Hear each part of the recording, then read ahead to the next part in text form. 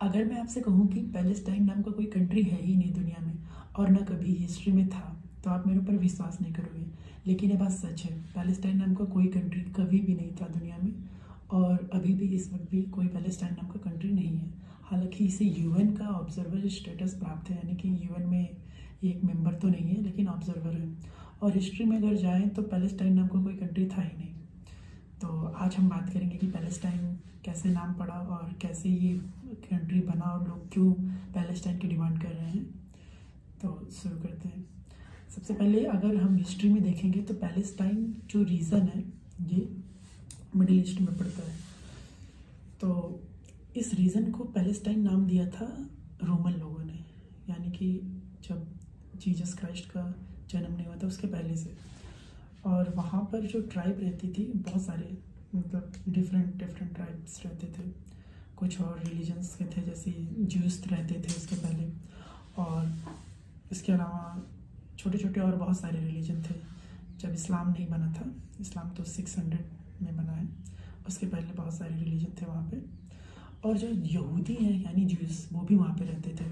तो उनका वो एक तरह से उसके पहले ग्रीक पीरियड से भी पहले उनका एक थोड़ा किंगडम था, छोटा सा kingdom of Israel, kingdom of JUDA. तो वहाँ रहते थे, लेकिन उसके बाद धीरे धीरे वहाँ से अलग भी शिफ्ट हुए और कई बार उनका जो किंगडम था उसके ऊपर कब्जा कर लिया। जैसे ईरान के जो एम्पायर थे, अकेमेनिड एम्पायर, उसने भी कब्जा कर लिया था। और इसके बाद रोमन ने उस पर कब्जा कर लिया था। तो रोमन ने यहूदियों को जलील करने के लिए, यानी कि उनकी इंसल्ट दिखाने के लिए कि देखो तुम्हारे ऊपर हमने कब्जा कर लिया है, तो उसका नाम बदलकर पैलेस्टाइन रख दिया था। पैलेस्टाइन का अर्थ बहुत अच्छा नहीं होता है, पैलेस्टाइन का अर्थ बहुत ही डिसरिस्पेक्टफुल होता है। तो ये रोमन ने नाम रखा था पैलेस्टाइन। और जो वहाँ पे लोग रहते थे उन्हें धीरे धीरे पैलेस्टीनियन बोला जाने लगा। जब बाइबल धीरे धीरे फेमस होने लगी यूरोप में, तो वहाँ पे पैलेस्टाइन रीजन का जिक्र होने लगा, क्योंकि रोमन ने उसका नाम रखा था, रोमन एम्पायर ने। और इसके बाद आते हैं इस्लाम। इस्लाम जब आता है 600-700 में, तो यहाँ पर जो शुरुआती इस्लामिक एम्पायर थे वो कंट्रोल करते हैं इसको। तो यहाँ पर यहूदी भी रह रहे थे, क्रिश्चियन भी रह रहे थे, और इसके अलावा शुरुआती जो इस्लामिक एम्पायर थे धीरे धीरे कन्वर्ट होके यहाँ पर मुस्लिम्स भी रहने लगे। जो अरब ट्राइब थी, जैसे बदविन ट्राइब एक है, वो लोग भी कन्वर्ट हुए। तो वो लोग इस्लाम को उन्होंने अपनाया और वो भी यहाँ रहते थे। इसके अलावा सारे लोग साथ साथ रहते थे। और जब क्रूसेड्स हुई तो इन लोगों ने साथ मिलकर लड़ाई भी लड़ी क्रिश्चियन क्रूसेडर्स के खिलाफ, जो यहाँ पर यहूदी रह रहे थे थोड़े बहुत, और जो अरब मुस्लिम रह रहे थे। इसके बाद आते हैं जब ओटोमन एम्पायर, जिसको टर्की में आजकल टर्की का जो पुराना रूप था वो ओटोमन एम्पायर था, काफ़ी बड़ा था वो। यूरोप से लेकर अफ्रीका और एशिया, इराक तक पूरा उसका कब्जा था। तो उसमें ओटोमन एम्पायर में क्या था कि जो ये पैलेस्टाइन रीजन है ये एक प्रोविंस थी उसका, यानी एक क्षेत्र था, इलाका कह सकते हैं, प्रदेश कह सकते हैं। तो इसमें आता था पूरा थोड़ा सा लेबनान, पैलेस्टाइन और जॉर्डन का एरिया तो आता था। तो कभी ये कंट्री नहीं था, इसको कोई कंट्री का दर्जा नहीं प्राप्त था, ना कोई इसका रूलर था, कोई एक किंग। ये एक स्टेट था जो कि डायरेक्ट गवर्न होता था, या फिर रीजनल कोई लीडर रहे होंगे बीच बीच में होते थे, तो वो इसको गवर्न करते थे। इसके अलावा जब ओटोमन एम्पायर धीरे धीरे कम पड़ने लगा और वर्ल्ड वॉर 1 के बाद ओटोमन एम्पायर पूरा ख़त्म कर दिया गया, खलीफा को हटा दिया गया, 1918 की बात है। तो जो ब्रिटेन था उन्होंने इसको अपने कब्जे में ले लिया, क्योंकि वो लोग विक्टर थे, एलाइज पावर ब्रिटेन और फ्रांस। तो उन्होंने आधा आधा मिडिल ईस्ट को अपने में बांट लिया। सीरिया वाला जो पार्ट था लेबनान का, वो फ्रांस के पास गया, और जो इराक और इधर जॉर्डन और पैलेस्टाइन वाला था वो ब्रिटेन के पास चला गया। तो ब्रिटेन ने इसके बाद इसको मैंडेट ऑफ पैलेस्टाइन नाम दिया। तो जो ये रीज़न था पूरा पैलेस्टाइन का, जॉर्डन और अभी जो इज़राइल है और वेस्ट बैंक और गाज़ा, ये पूरे का नाम उसने मैंडेट ऑफ पैलेस्टाइन दिया। यहाँ पर ज्यूज़ थोड़े बहुत रहते थे, और ज़्यादातर अरब मुस्लिम रहते थे, और क्रिश्चियन भी रहते थे कुछ क्वान्टिटी में, और छोटे छोटे और रिलीजन के लोग भी रहते थे। तो इसके पहले की अगर बात करें वर्ल्ड वार की, तो यूरोप में मिडिवल टाइम में जो यहाँ से यहूदी माइग्रेट होकर गए थे उनके साथ बहुत अत्याचार होता था, क्योंकि वहाँ पे ज़्यादातर क्रिश्चियन थे और वो लोग इन्हें अच्छी नज़र से नहीं देखते थे, यहूदी थे, और सारे ब्लेम इनके ऊपर किया जाते थे। और बाकी आपने देखा होगा हिटलर के टाइम पे तो यहूदियों पे बहुत सारे अत्याचार हुए। तो उस कारण से जो यहूदी थे वो अपना एक जिसको बोलते हैं एंसेस्ट्रल होमलैंड, वो हमेशा से उनकी एक इच्छा थी कि वो अपने होमलैंड में जाके बसे, जो कि ये पैलेस्टाइन वाला रीजन था, जिसे यरूशलेम को वो लोग बहुत ही सेक्रेट सिटी मानते थे। वहाँ पे इनके टेम्पल्स भी रहे हैं बहुत पुराने, 2000 साल पहले। तो ये लोग हमेशा से चाहते थे कि यहाँ पे जाके बसें, लेकिन कोई प्लान तरीके से, यानी कोई स्टेट नहीं था ये। तो धीरे धीरे लोग माइग्रेट होकर यहाँ आ रहे थे। इसके बाद एक आता है जायनिस्ट मूवमेंट, यानी कि जो थियोडोर हर्जल थे, ये जर्मनी के थे। तो इन्होंने एक मूवमेंट तैयार की कि हाँ, ज्यूज़ के लिए सेपरेट स्टेट होना चाहिए अलग से।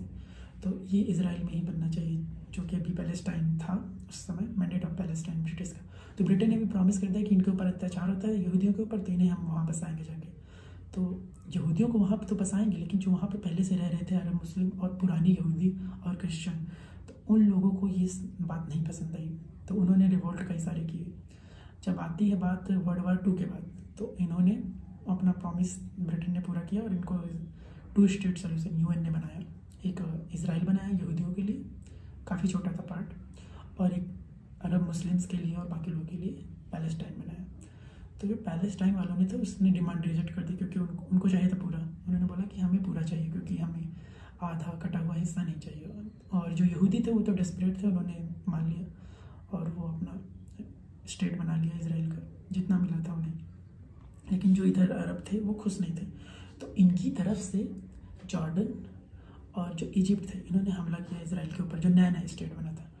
तो उसने उनका काफ़ी अच्छे से मुकाबला किया। इजराइल की जो आर्मी थी उसने काफ़ी अच्छे से मुकाबला किया और इस पर कंट्रोल कर लिया। लेकिन बाद में इनका कब्जा हो गया और ये 1967 तक गाज़ा पर इजिप्ट का और जॉर्डन पर उसका, जॉर्डन का कब्जा वेस्ट बैंक पर रहा, और इजराइल जो था वो बीच वाले पार्ट में था। इसके बाद आते हैं 1967 में, तो इन्होंने वेस्ट बैंक छोड़ दिया जॉर्डन ने, क्योंकि हार गया था, और इजराइल का कब्जा हो गया। और गाज़ा पर इजिप्ट ने छोड़ दिया, क्योंकि हार गया था, तो वो भी इजराइल का कब्जा हो गया। लेकिन इजराइल ने छोड़ दिया और इन्हें अलग स्टेट बना दिया, और पैलेस्टाइन का। लेकिन ये कभी भी मतलब फंक्शनल स्टेट नहीं बन पाए। तो गाज़ा अलग एडमिनिस्ट्रेशन था, वेस्ट बैंक का अलग था, और यही चलता रहा। धीरे धीरे कई सारे संगठन बन गए, और अभी जो चल रहा है हमास, ये 2006 में इन्होंने गाज़ा पर कंट्रोल कर लिया, और जो वेस्ट बैंक था वहाँ पर एक पैलेस्टीन अथॉरिटी है, उसका कंट्रोल है। तो वो थोड़ा सा सोशलिस्ट है, ये थोड़ा सा वायलेंट टाइप की ज़्यादा है हमास। और हमास इस तरह के हमलों में माहिर है, जो अटैक होते हैं। तो इसने जो 7 अक्टूबर को 2023 में अटैक किया, उसके बाद से इजराइल और इसके बीच अभी भी लड़ाई चल रही है। तो इसमें कई बार दिया जाता है कि 2 स्टेट सोल्यूशन होना चाहिए, इनको आधे आधे में डिवाइड कर देना चाहिए। और लेकिन जो पैलेस्टाइन वाले हैं वो मानते हैं कि हमें पूरा पैलेस्टाइन चाहिए, क्योंकि हम हमेशा से एक स्टेट रहे हैं। तो इसीलिए मैंने बोला कि ये हिस्ट्री में कभी भी कोई स्टेट पैलेस्टाइन नाम का नहीं रहा है। और इजराइल तो किंगडम ऑफ इजराइल 2000 साल पहले था, बीच में कभी इजराइल भी नहीं रहा है। तो दोनों के बीच एक सोल्यूशन लेने के लिए दोनों को ये बात समझनी होगी कि थोड़ा सा कंप्रोमाइज़ दोनों पार्टियों को करना होगा, जो अरब मुस्लिम है और जो यहूदी है। और यहूदी तो अपना स्टेट चला रहे हैं, जो इजराइल, लेकिन अरब मुस्लिम्स जो हैं उन्होंने कभी भी एक सक्सेसफुली अपना एडमिनिस्ट्रेशन कभी नहीं चलाया है। तो ये देखने वाली बात होगी कि ये कैसे आप डिसाइड करते हैं, अगर जीत हार किसकी होती है। उसके बाद ये डिसाइड करेंगे कि ये 2 स्टेट सोल्यूशन मानना है कि नहीं मानना है।